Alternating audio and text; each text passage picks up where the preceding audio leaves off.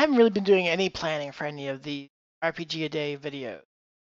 And the end of the first week is interesting. It doesn't pick like some kind of iconic uh, landmark word or something like that. It picked obscure. Um, so I have no idea what the other words that are coming. I'm not paying any attention to this image. I haven't looked at it. I know the words that I'm going to be talking about 1 to 3 minutes before I hit the record button. So far, we're only a quarter of the way through now, but so far, this is the word that I am really interested in seeing what other people have to say. If you watch this channel, if you keep up with me, you know that half the RPGs I have are dead systems.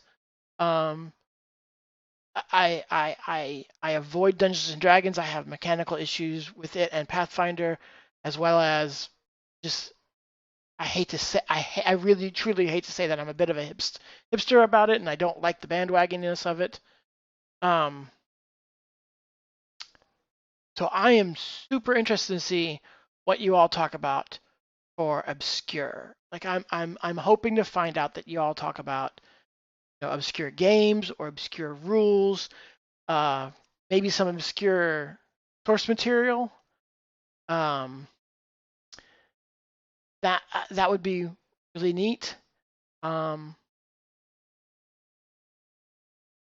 uh, Source material made me think, could I refer to anything myself? Okay, hey, for all you guys who like Dungeons and Dragons and like Pathfinder, let me give a shout out to someone who's probably obscure because they were, maybe they're not, maybe because he's been around since before the real like website side of the internet. He's been around for a long, long time.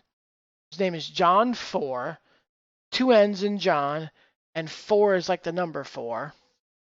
He's a Canadian, if I remember right. When I was helping out at the convention, as like part of gaming, I tried to see if he could come talk to us, and he was like, "Well, I didn't realize he was an American." So travel was part of the thing that definitely stopped that conversation dead in its tracks. But he has been running originally like an email chain or email distribution list a long time ago called roleplayingtips.com. That was it.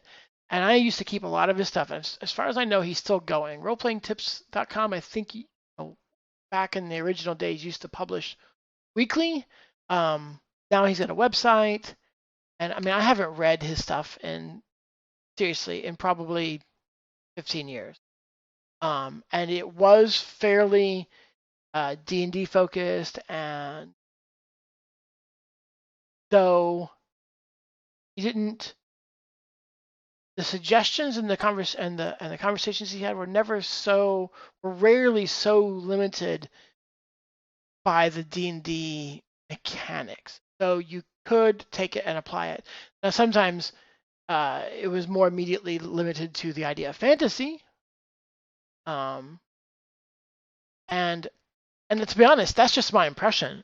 Maybe as an older person, more wiser, more understanding, if I was to look back at those same ideas, I'd be like, oh no, this is easily translatable into science fiction or modern. And maybe it was just my, the way I looked at things back then that thought it was restricted to fantasy. But anyways, I mean, the guy's got really good information.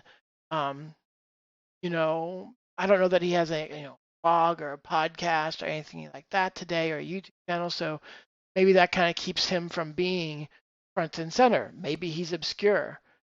So check him out. I think he's got a web page.